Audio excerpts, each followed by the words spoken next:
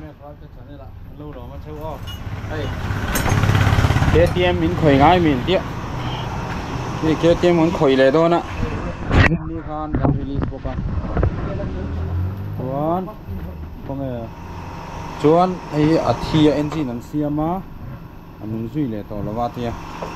ở xem mà anh làm cho cái thia nung lại tàu là bao nhiêu những nghe chia cái nên đó là như thế này chuan thế bôi anh hay block cái khởi mẹ cái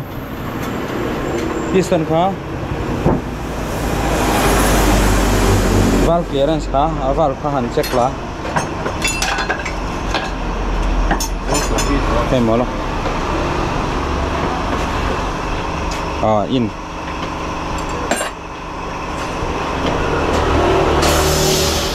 con hay lục trệt xiên con hay block cắt nó tiếp theo cái này về đón sao à chuan connecting khởi tiếp theo họ cần tum về đón to này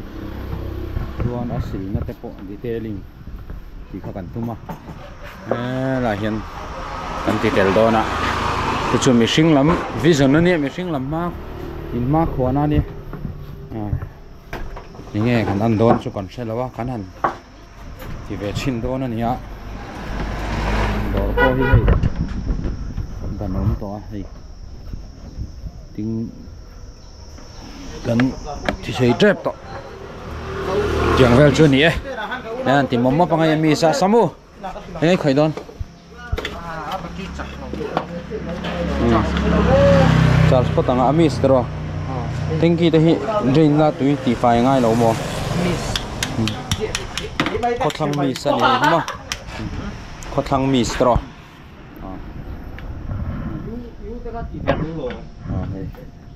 ตีโดนมันถอยโดนนี่กูน่าจะชิคายเห็นเมื่อกี้ไม่ก็ชิมมาอีกพวกเฮ้ย VBU ตัว VBU คันเราเอ็นรอเซ่เฮ้ยเดี๋ยวไปเราให้แต่VBU ใครดุนล้อมีอันนี้เราจอกตลอดอันเดียนจอกเบียร์ใจพอลจอกขาดดุนนี่จูให้ตรังไม่มีการตั้งเงินนรนเบมาเชงไงต้มไม่หรอกอินจินจูวอลล์อินจินนี่หุ่นเราวอลล์นี่ฮีอินเป็นเลเวลก็ได้เสียมพอตังกันห้องงะเสียนไหมเฮ้ยกันป่วยปุ้ยเลี้ยฟิวสลุดจัตตาเวริงฮีเฮลัยเวลันส่งกอร์ตอยส์เดวเล็กอมนินกันเสียเสกาให้กันติดหัดโดนะอันนั้นจูนงตัวเฮ้ย assembly house กันเนี่ยนะตัวกัน react ไปไม่ได้ปฏิทิน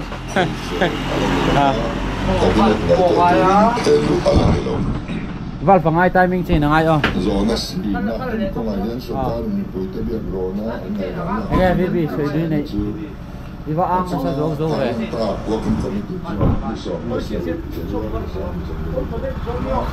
CBR 150 กี่เสียมั้งอ่ะยะ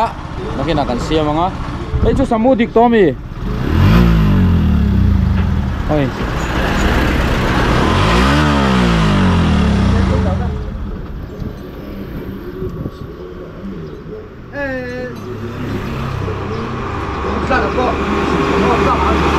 เฮ้ยแบตเตอรี่ล้นล้อมีฮัลโหลจวนจับขาล็อกรอค่ะจับขาล็อกไม่รอให้ไล่เทียร์ชินอาหารแบตเตอรี่เจ็คกันแบตเตอรี่ดิกเราจวนอันนู้นทำเองฉันจูแบตเตอรี่เขาเราหัวรู้จำสิ้นแต่ละเดบรอ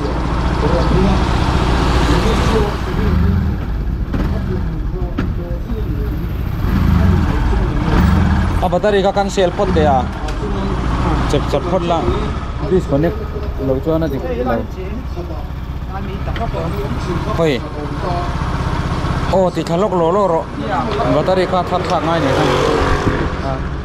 van lo ve e jo kan lo np to ka ngai chu petrol chu ma khan nge om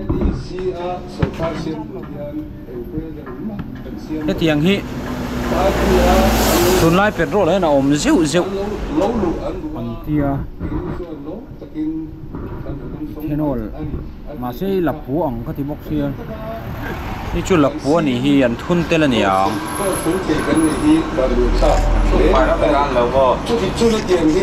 นี่ชุดเอทานอลเขานั่นนี่เราง่ายเราไม่รู้เสเอทานอลชุดไอ้ขโมยเราไอ้ชุดหลักหัวนี่ฮีฟูเอลปั๊มข้าอัพล็อกโลโม่เลยเฮ้ยพอไอ้ทนไฟอากาศไฟเล็กจริงนี่ทนหัวโปรเรมทนรอ experience ยังไงฟูเอลปั๊มมี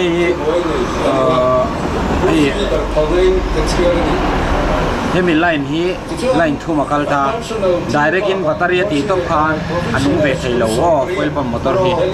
ตาเฮียนดับตัวร้องเรียอัดเสวด้วยไหมมันนี่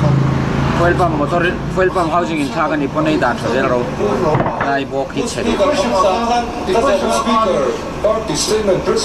boost skipper boost slipper hello ti fire ro injector po ti fire ro boost slipper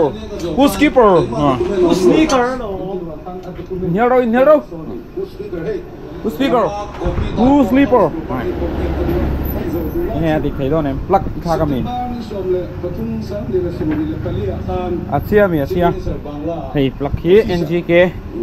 ini chon NGK plug kan mang charger oh plug company dang hi kan mang ri lo ni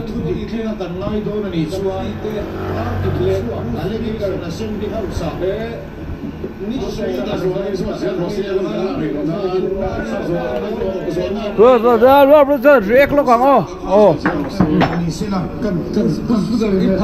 kan ti boy ni lo in speaker khat yang kan ren ti don ni chuan press statement huile in allegation in to mo na zong kan share tel ve chuan a boy cha zo bang oh man speaker who's keeper evidence material evidence om lo ka ti ti pakhat thu chua kha evidence sakling lo wa mani se ka chu kan chi ni sa ri na tiam nem tiam lo mo chu ti chuan ku ni sa ni chu te chu be lo mo itia so ka evidence material om si lo wa ka ti ka chu house chu ma chu na chalo ba member skipper ani chu skipper piston ring set dan phone ko la ri le toก็ใส่ดูจูโฟน call ฮีโฟน number กันหันดาสเลนแต่เดี๋ยวจานดาร์สมปันนินุละมารวยเดือดเช็ดชัวอินโฟนเตะเจทิลเสียมดานอินซองชีเตะค่ะตีรีเหล่านี้เช่ค่ะอาบวยค่ะแหวนเดือดเช่นมั้งฮัลโหลตาเป็นไงนี่ตาโอ้ยเวทโอ้ยtiming say là hiện thì Yamaha hiện mỹ là timing say là Yamaha ngô rồi có phần xem mấy lâu CBG Extreme mang mấy rồi CBG Extreme mang mấy rồi anh mỹ là mi sao nó hiểu với rõ cho em về đây wa mỗi lâu phần lâu ấy thì anh đây wa hiểu không chỉ na phần chỉ là mà thế cái tiếng phần lâu pha lâu trả lúc tục có vàng ở ngoài nó sẽ lâu nhỉ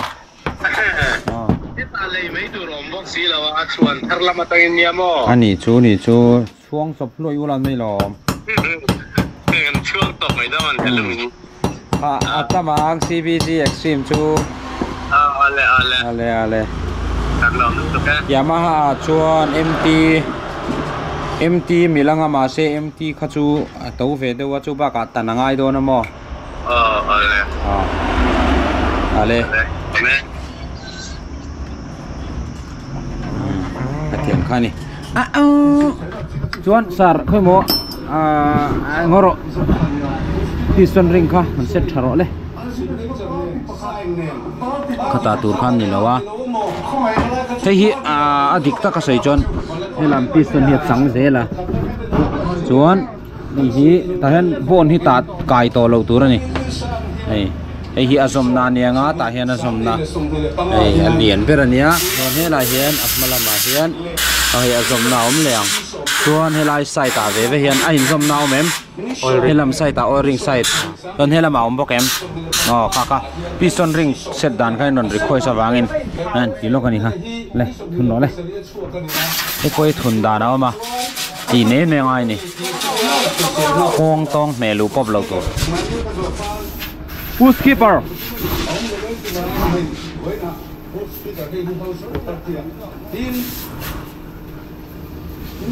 ne khatiya ti ngai lo kamo yan lo ne na camera lo bon te yan ei mo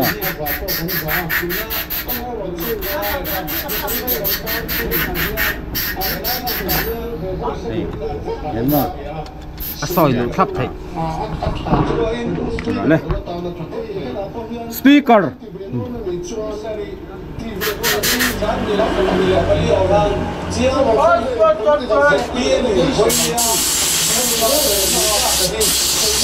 nghe mà trong线nó có rất nhiều trong cái线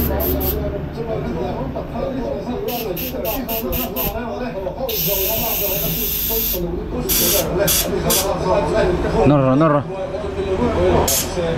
masuk ngai poi mo su atla don chong lo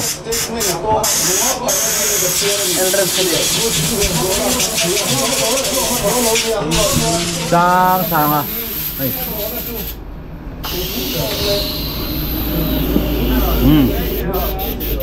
khan lâu vợ cùng rõ blockhead khá val phi nuôi đón gì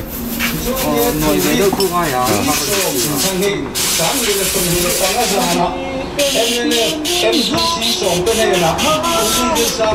Biên nuôi này về đâu mi biên luôn đấy cái này là biên được sạch đấy mà giống ai đó ma muốn tây tuyển ma muốn tây tuyển biết tụt tìm được đâu tâm alo mình thu lệ khoan để cho cả National Park cho lại anh chỉ phải chi chiêu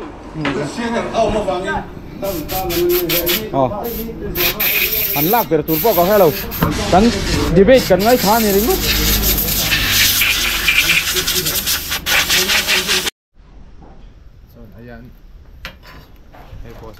vắt tí vì so cái tiêm chú à sao đó em một hay cái tiêm hi tiêm dấu toa chặt toa lock cho thấy toa join hay hi engine xong để đó nè anh đang to anh khởi trở lại đó nè join hay nã là tầm khóc mấy anh chắc lắm bằng hay không người dân nhỉ thì cô đi xiềng ngay join hay azin còn họ chưa theo cùng mấy hay không nhận theo đi anh khoa nula hành lung men par vào tôi à dòng à phải xe lung men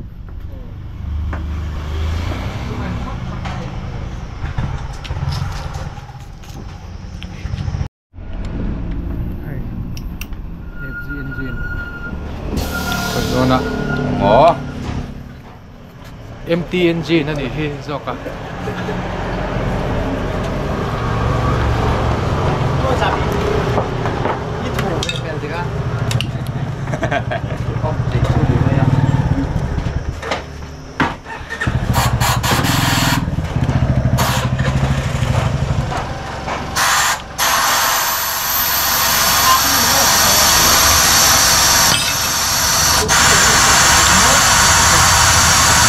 timing chain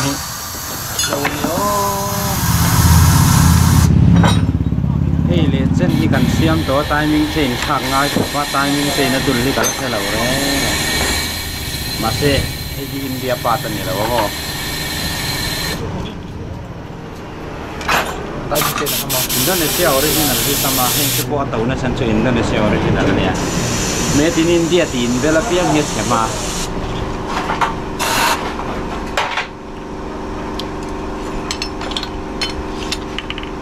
India thì lần năm nhầm lẽ chỉ ma này mà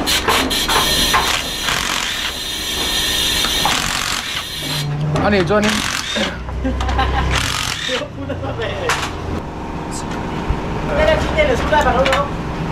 quality to loss này khúc này cũng về nạn xiêm luôn nhân chân mọt tuần hoa engine Indonesia engine thì khá chụp lỗ vì thì aku model mà sao ha chụp lỗ đấy này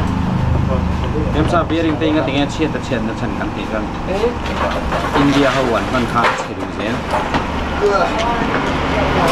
để em sao thì ắt là tối tầm xem mà DVA dùng mà control là hiện dùng và value control box bearing hết thì tiết lệch thì bằng box này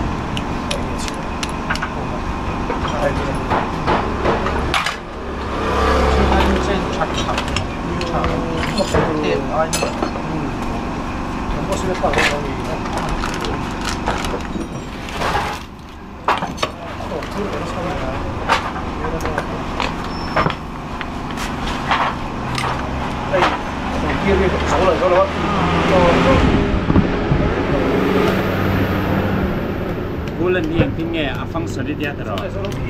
Bulan function dan kan tirang cawak. timing change là lúc đây nè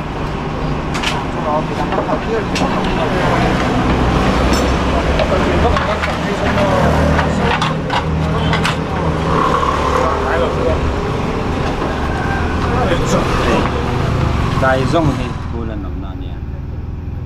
Được chưa mẹ? Cái lai sạch về lại kan thì hiện là lâu chuyện là về là anh recycle sản xuất thì qua tập qua mà nè. Tiền quan trọng rất là mà. Anh biết là kan thì là lâu xem đại thì là lâu xem đại thì hay. Tùy đại cái đấy.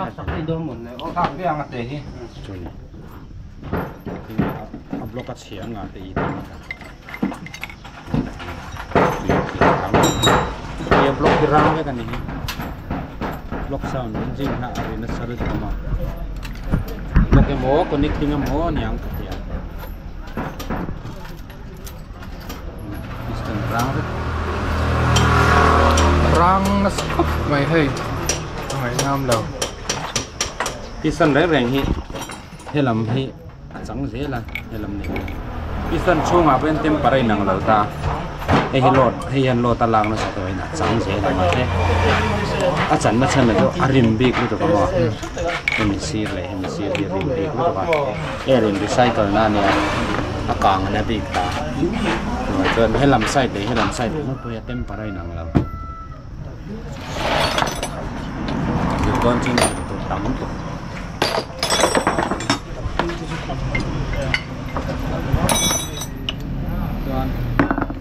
yang hau hi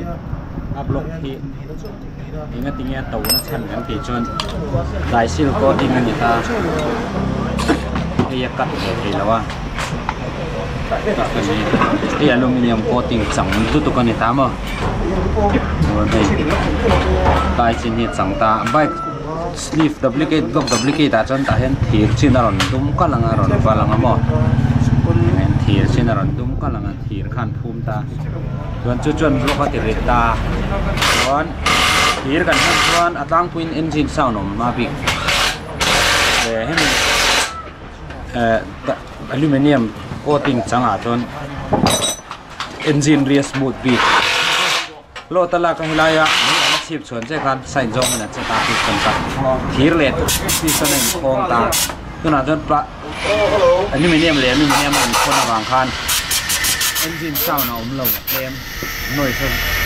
engine đều có khá về tám rồi tôi là sau nó rekin nó sẽ là tôi hình như phổi tuần kia cái đèn nó sụp phá chết khăn thì hiện tiền lo tan là ta piston xem hiện tiền là sẽ chỉ nhưng giảm hẳn mà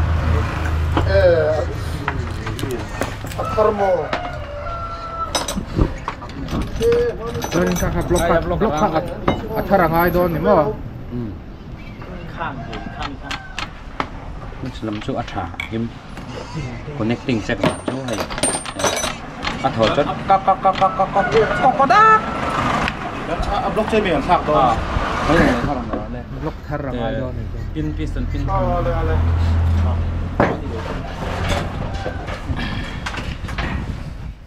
block khăn cắt gì không là Cắt về thì đâu rồi. khăn tộc cắt số cắt thấy mình thấy là có hộp tỏi đó xin có hộp tỏi đó xin Con thấy đó không mua. mình thì mình cho mình thấy trong đầu Đã khô rồi cũng về đâu. này tụi phải ăn nó sáng lắm mày hay khăn rang nó sao tụi con hay here ôi lên lang căng mì Thằng lầu. căng xí đâu hết tất cả ra na em ôi lên mình Đây thì quên rất là lâu rồi. tuần lai đi thấy chú nó ngayตัวoil cha company pa ngai tak clear thu na ngai company mu mala min po kal rian mang lo google apo kan mu ngai lo wang ti ka thu lo tu ra ni mo chu ni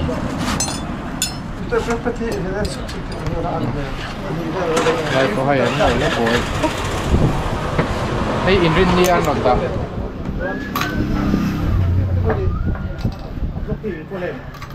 Yes. ai rồi o bây giờ con đi rồi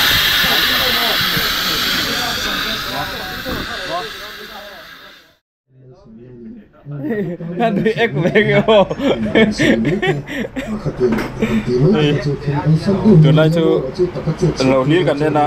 assembly house liệt video kan siam kan vak lo ni mina kan la nual to video ni mi sang sang among ani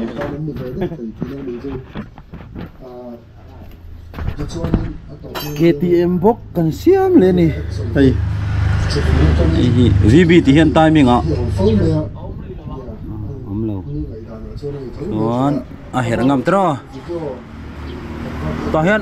tại mình ngoa có phom về lâu về đuổi là mình ở đây thế là giờ mình tại mình mà cái một thể độ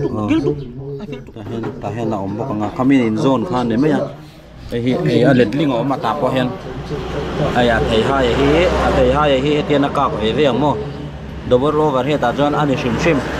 adik riyak angle ka het ya sira ara zonga om ve kan timing adik emi ma khi om me lo ma se mo chu anita chuan ka hian hi valve kan noya kholo khop me hi songkor toy sei boi pui vel me kan hi atinge boi te ka kha boi hian mo ai lo ro green darin ta hen zai lamo ai ni zayanga hemi aware zai tel lo hian chuan in her zomanga black tape in tuam don nia ai in fix rek ze lamo chuan hei R15 MT-TV3 te engine sound om du na chala chu hei hi ni ta bearing hi ni du boka bearing hi không nghe ta khang ka bearing khang na khao mem đấy thế hey hi MT bearing ania a model ma sa ho wa khan chonin hita hian in Indonesia ti chuang fe ka kang ho reng reng kha chu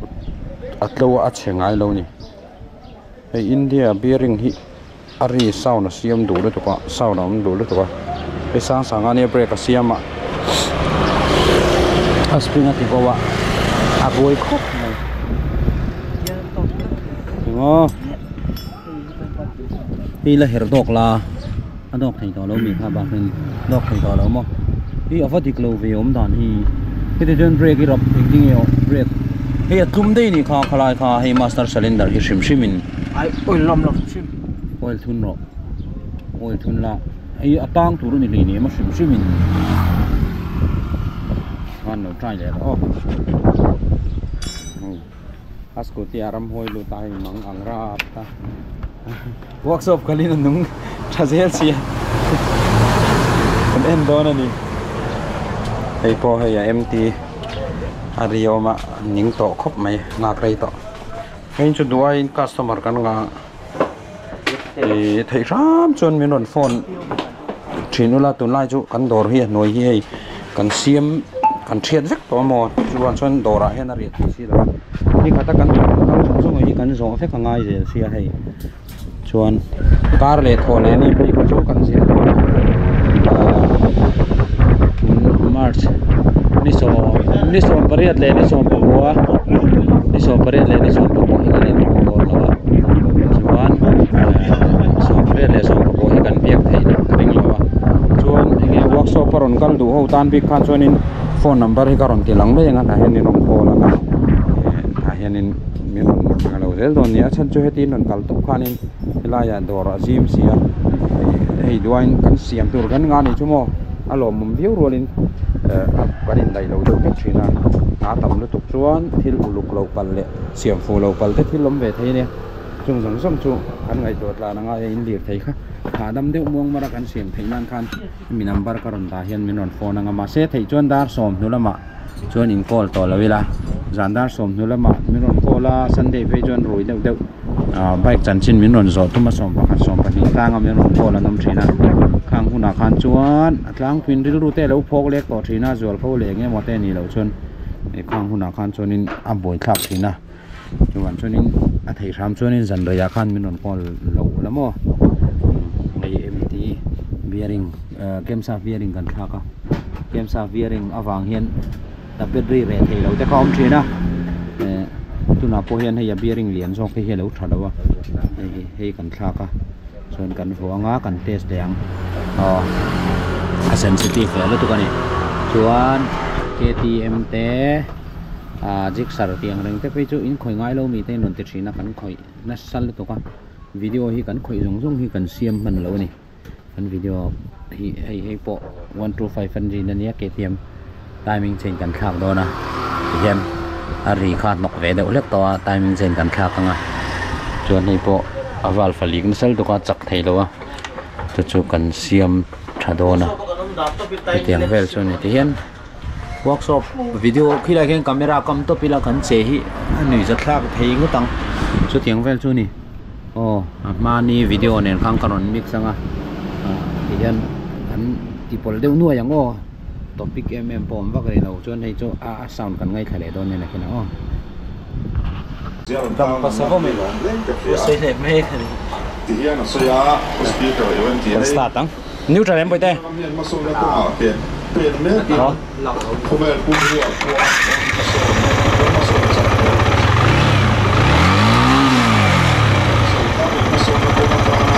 je che taro tensioner kha te boy a no na tur kam mulo walo no te a suan ngoro khalam khai kil pum ri gota eng lo kha tapet ko varami khu kala vualo khala noya khana tlade yang simuem type dum khala khana mang khu lai khu socket bom ma khu kan zoa engine kan down hian kan film khur lo thei tu ko hei heng te po anat ni lo an kil to ni sul nu chei hi ha thak ve deuh thina heng te pe jo hera bung de ya koi thak ve deuh thin nu to ba uluk de in en sam angu hei tu nen anat thi hei hi vi kil na tur ania ti me pani hi ta hian an mang de ya hei hi ka thona ka ti le chon pulen ali ka lau se hian mang tlang ri ma yang koi chom lo eng pa hi engine hi se chiang le nan down top ti kha chiang re ngamo the timing chain kai te bung lo ya ma se tu na chon bearing kan kha ka ti hian kan ti top ri phata a zia via wa ri chu ma se ri chu lo om ri nok lo chu lo ma mo ma se hei bak chon ti ngai na om to ri lo engine fitting hi en non lo chon ngai na om ri lo ni so don tem sim fi adjust me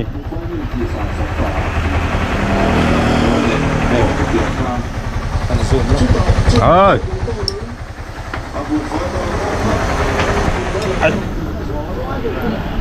thế hin đi về ngay rồi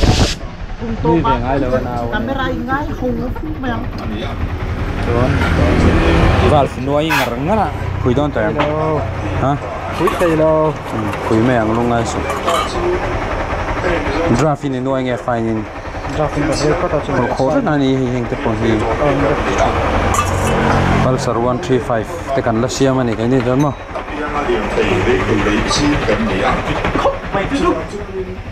Hey. Chuan 135 engine ni kan la re manga chuan ei chu dik to mi VB tender bat chu lâu thon với các chuyện khi rây po khi anh là ngay CBR po xiêm là ngay xiêm tu rồi là tắm chuan hay po hi là địch thầy là wa anh là ngay khá không mấy đâu nè mua dễ po tăng ô và nuôi quý thầy rồi đấy aspirin các vợ là vậy thế anh thấy thế ôi khăn đấy là lang khăn đồ về ngay nấu mò khơi mò lang khăn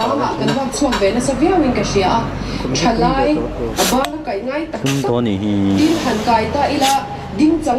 từng vợ là mò yêu cho phủi với con gì phủi đầu con gì cũng đi chút có sao cho nó ngay spring lâu vợ trên là ôi này thuốc là mò cho nó đi là cho lang anh cần nốt đó này Assalamualaikum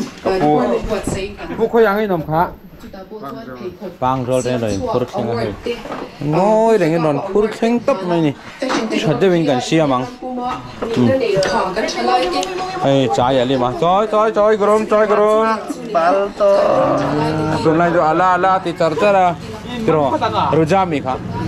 ruja tuần này sang te anh ấy lăng van anh ấy ngày zong anh ấy là ba biên lu anh ấy đâu có cả anh ấy na sẽ thoát là ba không ngày u là lâu ngày zong rồi biên lu pakat lem mai pakat anh ấy star là này tel bo tuan siam manga hay kan siam manga hay mizo hay mizo ayan min ngak ngoi om ang khan om ri lo te ro sang ati lo chu sang ai chu min ngak pon ni che lo ba le mai ngak abar nghe bà cắn uốn đấy pha cắn sợi chân em trái ở đây nơi ra nghe nghe chú gì chơi cái bé đi không idam hao thế rồi Alim idam hao nghe idam hao thế rồi idam hao nghe idam hao thế rồi kaldomi nghe idam hao thế rồi Alim kaldomi kuya Kome gimana pula mo kaldomi laki dah kay mana fine kalang idam hao thế rồi nghe idam hao idam hao idam hao ni tu Coba jumpa Izang ya, Fine. Sip. Jumpa Saban mo. Hey mo. Hey, ama tempat tu pani pe to no ni. Pe mo ko. Tahan lâu cái ta mình in lâu. In mo. Melta. Nang ma pe mo. cái in lâu Pe lâu. Share. 1 2 3 4 5 6 1 2 3 4 Pasari mo. Jika semua pengertian kalian. mo plan hơn rồi 200 lâu chưa ri chút tem chân at cham đều ra ven phải po te được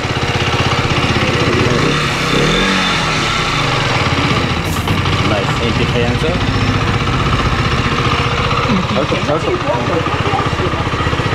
thì con cắn là xe này đấy mới à vi chưa dấu to Pulsar 135 ka valve fine nuôi phui ta ra nuôi phui mà phui lu tuk to ka lai ve khat da felula telama hen Pulsar ka pakhat nor lu ta chuan hei pok an dấu to chuan hei enge bearing welding don mi tinzat karen tinzat angai da boite niam ani kha niam tuk 75 to lo dinghan tiro sang bằng tara ha nên tụi mình nè hay sang à apa cái xiêm chế với các con phơi quý long nè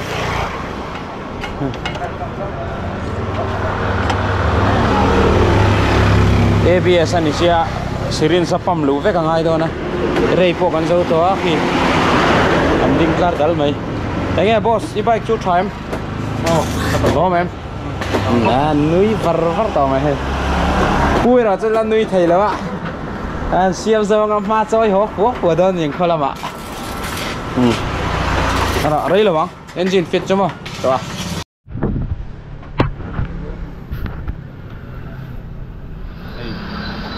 engine kan fit le don 135 engine ai timing chain dan fa lấy nè lẹt hồ đi ô tối này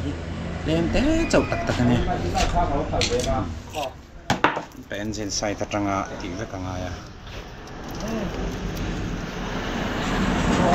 Nó lại có trên cái lợp tiền ra.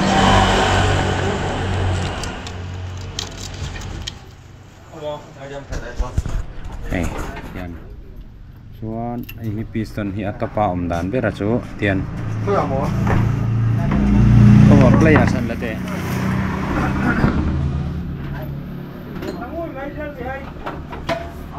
Lai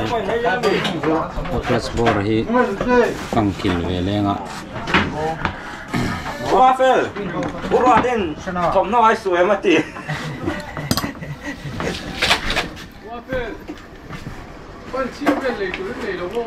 Oil check halo khung te u. Gear selector ania. Gear gear shift zong tia up zong ringa ta that chuan up zong ringa ta thata down zong ringa ta that lo chuan hei hemi spring hi atliak thin ra le zel nga yang thia khan mo lai chu tikhan kar go pum de popo panga hei oil pump ania samu he lai na thik atla de mia he lai na thi hom lo sin chu ni mo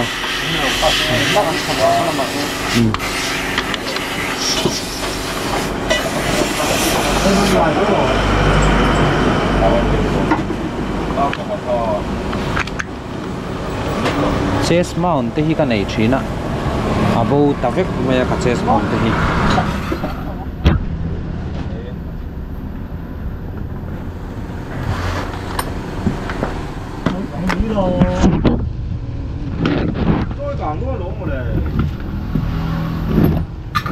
sai rider ana ko ka chest mount ka husui ta lo ni ati ko ni lo hau te u ata lo ti dan lo kai me ne tu ata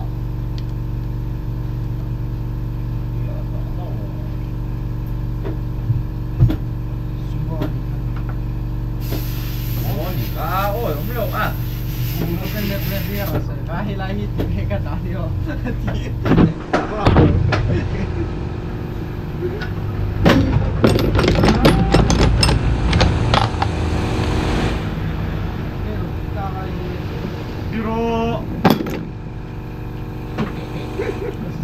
tunggu sama beres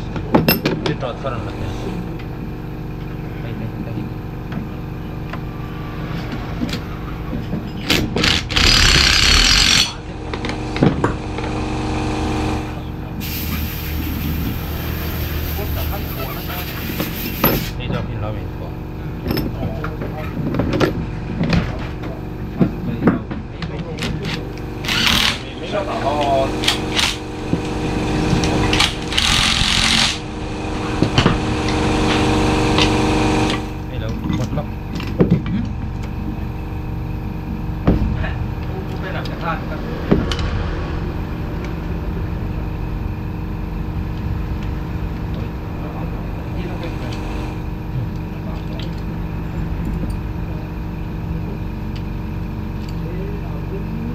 lagi itu andon launch andon release kan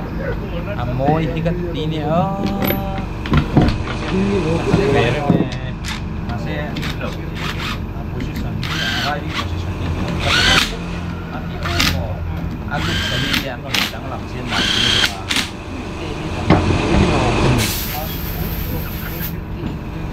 oh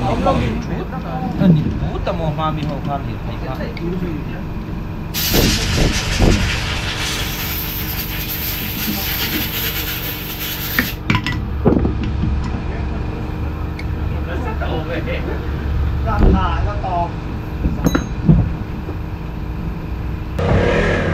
để là mặc khăn tàng ai lủng sao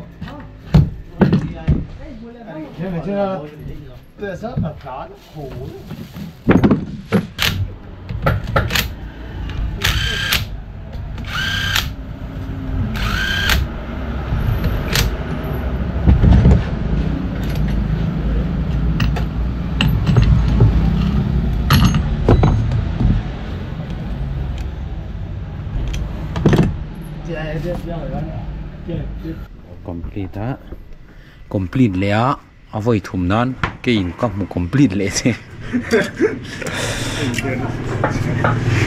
hey here nó mù chơi hey here nó mù chơi hey here nó mù chơi nó complete non mù lệ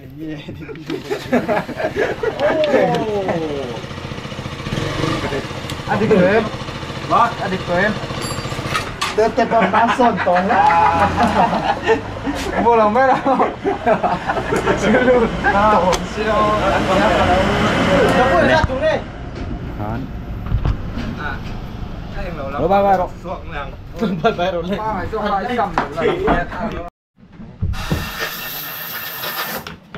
Hey, piston ring hi set dan om kan kita kamu o ring hi heta asira awanga tuan hi asrona Seta. compressor hi anung lema om se du thu sa mani achan chu ila hi oil kal na line ani wangi coating chung che hian oil kala ta hian o ring in zom na kan da chon a phudu bik hemin zom na hi kan da chon mo hemin zom na left ani anga hemin le lam right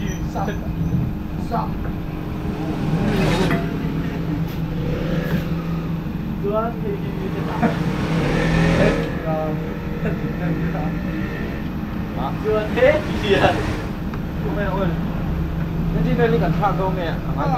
thak su thang a block thara ni sia. Kau oil bor ro kha bang doi ko. Piston na ko ko ya. eka oil thara bala te 2014 en chingi du a synthetic zaruk man chingi du solution ma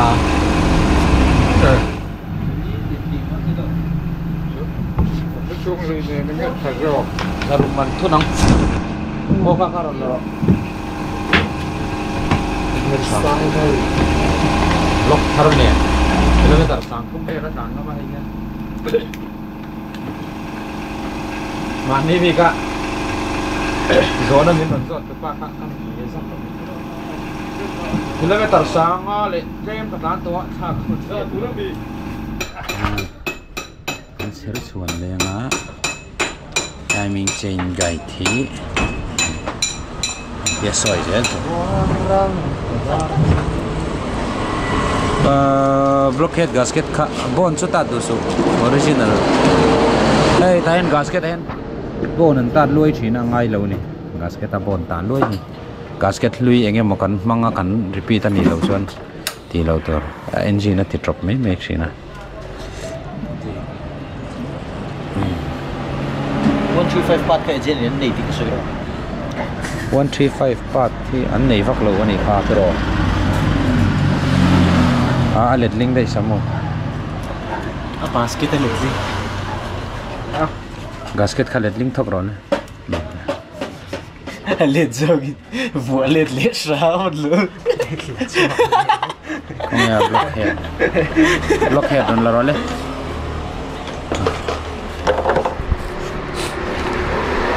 135 feet sang ni le som pali som pa som parok so te kan chen mim sare sa hen champion de sak sak sak e hi block hit hon lawa block khat hon lo ti chu bu sing hi om ta khan Ai kapakat chau ni ro. Oi apa kita dah. kepekenu kongekal don aijola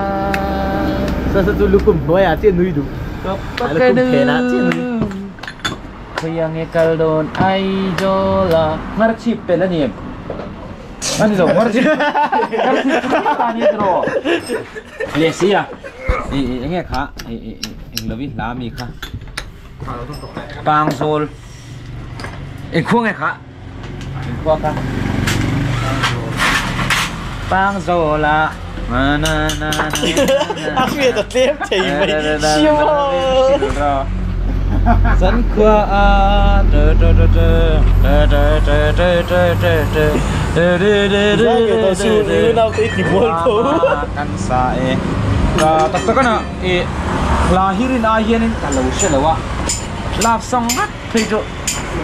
ka shetlem lutuka e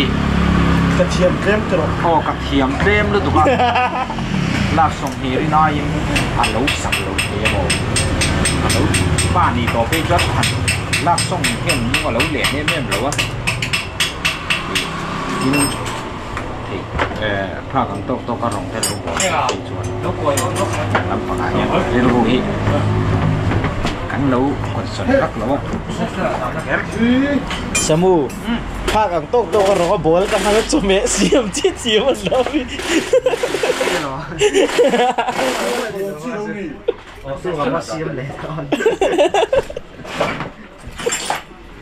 cá rồng bò là hi atu yan ti sia chu na rai cháo tí về lấy ai chân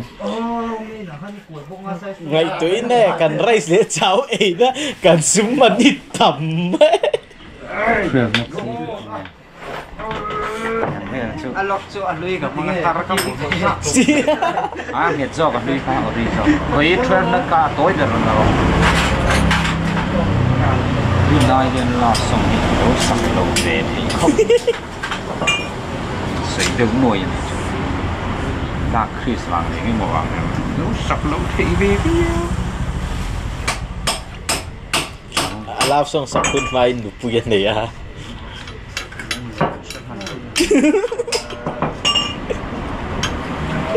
lại rồi Tết tại Hiên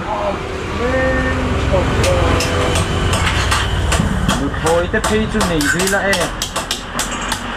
con này đi lên trên này tak kan ah saya kau yang dulu loh nang ini salut tu kan ni ha in chama ma thì na buổi khác cái lắm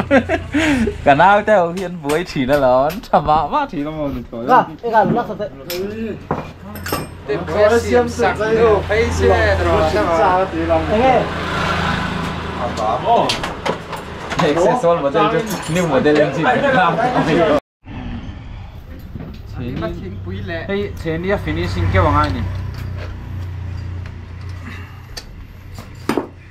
tập chọn làm từ từ à bốc lui à con đi timing của cái cover môi về Hey, khơi trên một lúc còn. bang rồi là ngay chỗ local lo aram purtha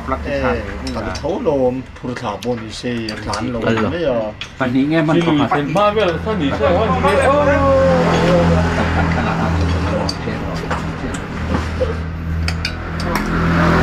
ai ngay rồi lắc tối bật Cái này không có phải ngược là chỉ có ít tiền thôi. rồi là Christmas rồi hơi thế đi con chỉ lười cho thắt lùa mà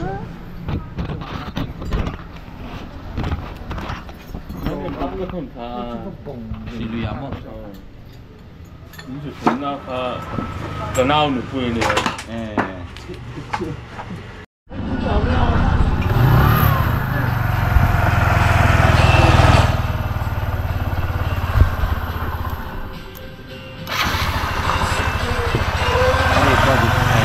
nuôi vào phát còn mà xe ấy căn xe là ngay mấy thầy có con mà tiktok đúng không cái tia đã khang ai yang anung har to don chong lo mo ấy automatic chok anh ta đi ta pe kan ta na asang ta na chok kharai do import thoi na mo tôi boy na han ta chen ni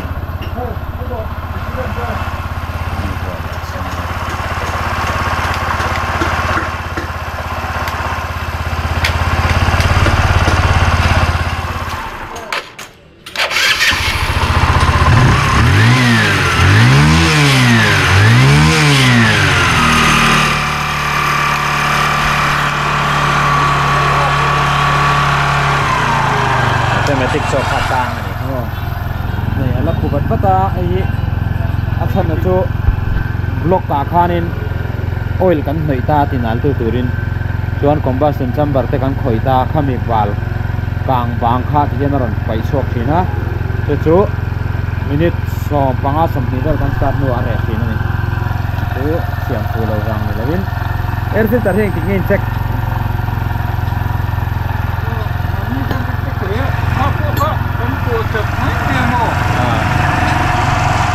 air filter kan check le lo ka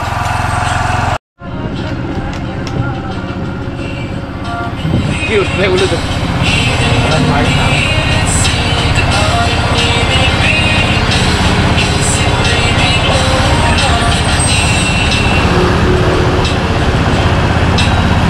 thật thâu mì cả thì mấy nhiều cái này này mình thấy cái nhiều mình mấy chủ nó sẽ thấy sạch xin lên nó bỏ xe là thật được các con sẽ các nó sẽ lấy ai thật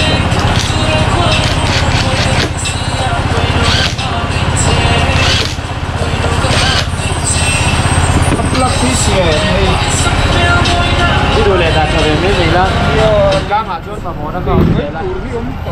hi e ngo plak hi hilam chuk cái boss này hi chu khot saka ni lo mai thaya ulu ka ngai ni a the ta hi mo ai a the ta hi India bike này nên in mil lo thina khot saka ho plak hi mo mà xe thì kan ta thave trim trim ro kha ka chu tin kang la ma chan tang kai na om zel thin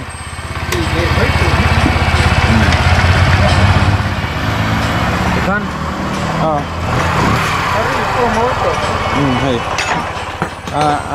lunga dum to akan ngai tro hay are oh role